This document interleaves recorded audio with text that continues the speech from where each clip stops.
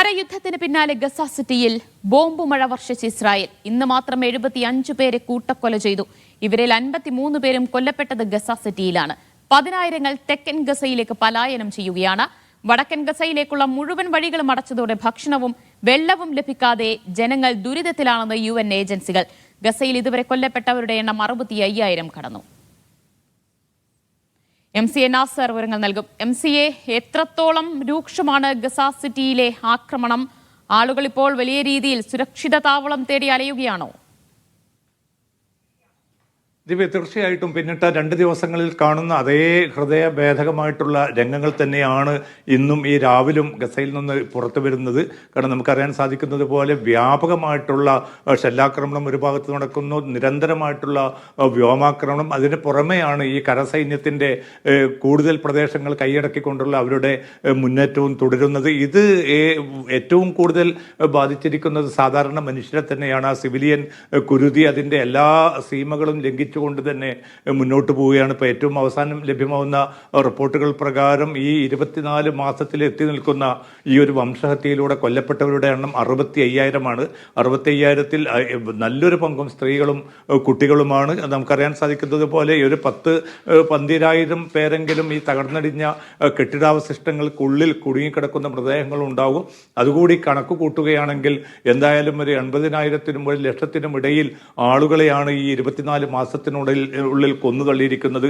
ഇപ്പോൾ നടക്കുന്ന ഈ ഒരു കരയാക്രമണം അതിശക്തമായിട്ടുള്ള അവസ്ഥയിൽ മുന്നോട്ട് പോവുകയാണ്. അതിൽ ഏറ്റവും പ്രധാനപ്പെട്ട ഒരു ഘടകം എന്നത് പൂർണ്ണമായിട്ടും കെട്ടിടങ്ങളും താൽക്കാലിക താമസ കേന്ദ്രങ്ങളും മാത്രമല്ല, എല്ലാ അടിസ്ഥാന സൗകര്യങ്ങളും തകർത്ത് തരിപ്പണമാക്കിക്കൊണ്ടാണ് സൈന്യത്തിൻ്റെ മുന്നോട്ടുള്ള നീക്കം നടക്കുന്നതെന്ന റിപ്പോർട്ടുകൾ വ്യക്തമാക്കുന്നത്. കാരണം ഒരു നിലക്കും ജനവാസയോഗ്യമല്ലാത്ത ഒരു പ്രദേശമാക്കി ഗസ സിറ്റിയെയും ഗസയിലെ മറ്റ് ഇടങ്ങളെയും മാറ്റുക എന്ന കൃത്യമായിട്ടുള്ള ഒരു രാഷ്ട്രീയ സൈനിക ലക്ഷ്യം കൂടി ഇപ്പോൾ നടക്കുന്ന ആക്രമണത്തിന് പിന്നിലുണ്ട്. അതുകൊണ്ട് ഈ മവാസി എന്ന ഒരു തെക്കൻ ഗസയിലെ ചെറിയൊരു ഇടത്തിലേക്ക് ഈ ആളുകളെ പൂർണ്ണമായിട്ടും പുറന്തള്ളാനുള്ള വളരെ ആസൂത്രിതമായിട്ടുള്ള നീക്കമാണ് തുടരുന്നത്. ഇപ്പം ദൃശ്യങ്ങളിലൊക്കെ നമ്മൾ കാണുന്നത് പോലെ തെരുവുകളിൽ, വഴികളിൽ ജനലക്ഷങ്ങൾ തടിച്ചുകൂടി നിൽക്കുന്ന, പ്രയാണം ചെയ്യുന്ന ഒരവസ്ഥ ഒരുപക്ഷെ നേരത്തെ ഇസ്രായേലിൻ്റെ പിറവിയുടെ ഘട്ടത്തിൽ 1967 യുദ്ധത്തിൻ്റെ ഘട്ടത്തിലൊക്കെ ഉണ്ടായ അതിന് സമാനമായിട്ടുള്ള വലിയൊരു അഭയാർത്ഥി പ്രവാഹം കൂടിയാണ് ഇപ്പോൾ ഗസയിൽ കണ്ടുകൊണ്ടിരിക്കുന്നത്.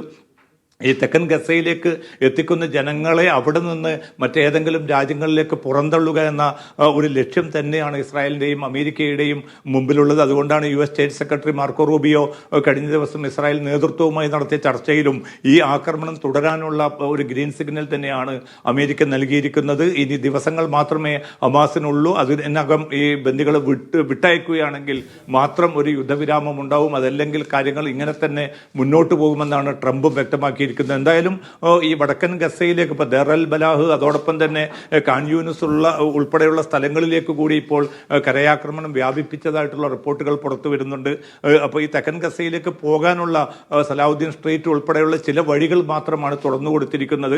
അതും അടുത്ത 48 മണിക്കൂറിനുള്ളിൽ ആ പാതകളും അടച്ചിടുമെന്ന മുന്നറിയിപ്പ് നൽകിയിരിക്കുന്നു. അതോടൊപ്പം തന്നെയാണ് വടക്കൻ ഗസയിലേക്കുള്ള എല്ലാ സാധന സാമഗ്രികളും കൊണ്ടുവരുന്നതിൽ നിന്ന് UN ഏജൻസികളെ പൂർണ്ണമായിട്ടും വിലക്കിയതായിട്ടുള്ള റിപ്പോർട്ടുകൾ കൂടി പുറത്തു വരുന്നു. അപ്പോൾ ജനങ്ങളെ പൂർണ്ണമായിട്ടും ദുരിതപൂർണമായിട്ടുള്ള അവസ്ഥയിൽ വെള്ളവും മരുന്നും ഭക്ഷണവും എല്ലാം നിഷേധിച്ചുകൊണ്ട് അവരെ പുറന്തള്ളുക എന്ന വളരെ കൃത്യമായിട്ടുള്ള ആസൂത്രിതമായിട്ടുള്ള വംശഹത്യ പദ്ധതി തന്നെയാണ് ഈ രാവിലും നടന്നുകൊണ്ടേയിരിക്കുന്നത്. ദിവ്യ, ഇത്രയധികം ലോകരാജ്യങ്ങളിൽ നിന്നൊക്കെ പ്രതിഷേധമുയർന്നിട്ടും ഈ ഗസ സിറ്റി പിടിച്ചെടുക്കാനുള്ള നീക്കത്തിനെതിരെ ഇസ്രായേലിനുള്ളിൽ തന്നെ ബന്ദികളുടെ ബന്ധുക്കളൊക്കെ പ്രതിഷേധിക്കുന്നുണ്ടല്ലോ. എന്നിട്ടും ഇതിനെങ്ങനെയാണ് നെതന്യാഹു ന്യായീകരിക്കുന്നത്? MCA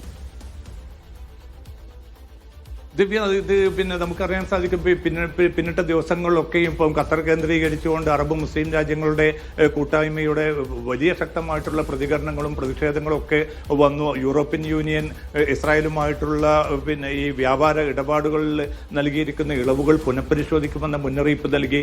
അതോടൊപ്പം തന്നെ ചൈന ഉൾപ്പെടെയുള്ള രാജ്യങ്ങൾ അതിശക്തമായിട്ടുള്ള പ്രതികരണം, ഈ നടക്കുന്ന സിവിലിയൻ കൂട്ടക്കുരുതി എത്രയും പെട്ടെന്ന് അമർച്ച ചെയ്യണം, അതല്ല എങ്കിൽ മേഖലയുടെ സുരക്ഷയ്ക്ക് തന്നെ അത് വലിയ വെല്ലുവിളി വെല്ലുവിളിയാകുമെന്ന് ചൈനയും അതോടൊപ്പം തന്നെ മറ്റ് വൻശക്തി രാജ്യങ്ങളൊക്കെ മുന്നറിയിപ്പ് നൽകി.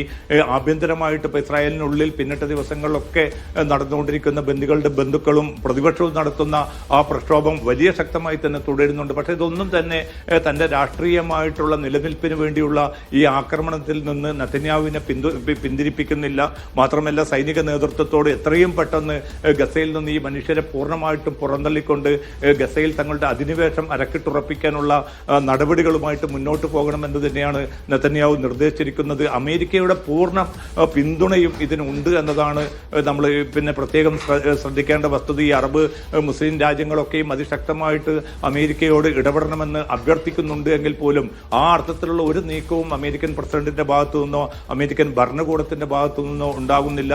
മറിച്ച് ഈ വംശഹത്യ ഇസ്രായേൽ കരുതുന്ന അതേ രീതിയിൽ തന്നെ മുന്നോട്ട് പോകട്ടെ, ആളുകൾ ഇനിയും 10,000 മരിക്കുകയാണെങ്കിൽ അത് തൽക്കാലം പിന്നെ അതിൽ ഇടപെടേണ്ടതില്ല എന്ന ഒരു തീർപ്പിലേക്ക് തന്നെയാണ് എത്തുന്നത്. മാത്രമല്ല ഇപ്പോൾ ഏറ്റവും അവസാനം വരുന്ന റിപ്പോർട്ടുകൾ പ്രകാരം കൂടുതൽ മിലീഷ്യ വിഭാഗങ്ങളെ, അൽ ഷബാബ് ഉൾപ്പെടെയുള്ള മിലീഷ്യ വിഭാഗങ്ങളെ കൂടി രംഗത്തിറക്കിക്കൊണ്ട്, കാരണം റിസർവ് സൈനികരുടെ എണ്ണത്തിൽ കുറവുണ്ട്, അത് നികത്താൻ വേണ്ടി സായുധ സംഘങ്ങളെ കൂടി പുറത്തുനിന്ന് ഇറക്കുമതി ചെയ്തുകൊണ്ടാണ് ഈ യുദ്ധം ഇസ്രായേൽ ഇപ്പോൾ മുന്നോട്ട് കൊണ്ടുപോകാൻ തീരുമാനിക്കുന്നതെന്ന പേടിപ്പെടുത്തുന്ന റിപ്പോർട്ടുകൾ കൂടി പുറത്തു വരുന്നുണ്ട്. അപ്പോൾ സിവിലിയൻ കുരുതി എന്നത് അല്ലെങ്കിൽ സിവിലിയൻ ദുരിതം എന്നത് ഏറ്റവും തീവ്രമായിട്ടുള്ള അവസ്ഥയിലേക്ക് തന്നെയാണ് പിന്നെ മുന്നോട്ട് പോകുന്നത്. ഇതിനെ തടയിടാൻ UN രക്ഷാസമിതിക്കോ അല്ലെങ്കിൽ UN പോലുള്ള വേദികൾക്കോ മറ്റേതെങ്കിലും സംവിധാനങ്ങൾക്കോ സാധിക്കുന്നില്ല. അതുകൊണ്ട് നെതന്യാഹുവും സൈനിക നേതൃത്വവും തീരുമാനിച്ച അതേ രീതിയിൽ തന്നെ ഇത് മുന്നോട്ട് പോവുകയാണ്.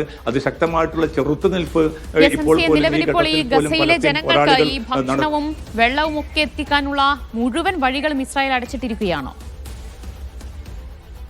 ദിവ്യ, ഇന്നത്തോടുകൂടി ഇപ്പം വടക്കൻ ഗസയിലെ ഇപ്പോൾ UN ഏജൻസികളൊക്കെയും വ്യക്തമാക്കുന്നത് തങ്ങൾക്കുള്ള എല്ലാ സാധ്യതകളും അടഞ്ഞു കഴിഞ്ഞിരിക്കുന്നു. കാരണം വടക്കൻ ഗസയിലേക്കുള്ള ക്രോസിങ്ങുകൾ പൂർണ്ണമായിട്ടും അടച്ചിട്ടിരിക്കുകയാണ്. അതുകൊണ്ട് ഈ ജനതയ്ക്ക് ഇപ്പം പ്രയാണം ചെയ്യുന്ന ആളുകൾ പോലും തെരുവുകളിൽ വൃദ്ധരും സ്ത്രീകളും കുട്ടികളും എല്ലാ മനുഷ്യരുമുണ്ട്. അവർക്ക് പോലും എത്തിച്ചേരാനുള്ള വാഹനങ്ങൾ പോലും കിട്ടാതെ വഴിയരികിൽ 10,000 കാത്തുകെട്ടിക്കിടക്കുന്ന ഏറ്റവും നടുക്കുന്ന ഹൃദയഭേദകമായിട്ടുള്ള ആ രംഗങ്ങളാണിപ്പോൾ ഈ ഗസ സിറ്റിയിൽ നിന്നും തെക്കൻ ഗസയിലേക്കുള്ള മവാസിയിലേക്കുള്ള പാതയിലും നമ്മൾ കണ്ടുകൊണ്ടേയിരിക്കുന്നത്. അത്രയും ദുരിതപൂർണമായിട്ടുള്ള തീക്ഷ്ണമായിട്ടുള്ള ഒരു അവസ്ഥയിലൂടെ ഈ പലായനം തുടരുന്നൊരു ഘട്ടത്തിൽ പോലും വളരെ ശക്തമായിട്ടുള്ള ഇടപെടലുകൾ വരേണ്ട കേന്ദ്രങ്ങളിൽ നിന്ന് അത് ഉണ്ടാകുന്നില്ല എന്നതാണ് ഏറ്റവും പിന്നെ ദുഃഖകരമായിട്ടുള്ള ഒരു വസ്തുത. അതുകൊണ്ട് ഏതെങ്കിലും അർത്ഥത്തിൽ ഇത്തരം വൻശക്തി രാജ്യങ്ങളിലോ UN സംവിധാനങ്ങളിലോ പ്രതീക്ഷ അർപ്പിക്കാൻ സാധിക്കാത്തൊരവസ്ഥയിലേക്ക് ഈ പലസ്തീൻ ജനത എത്തിച്ചേർന്നിരിക്കുന്നു. അതുകൊണ്ട്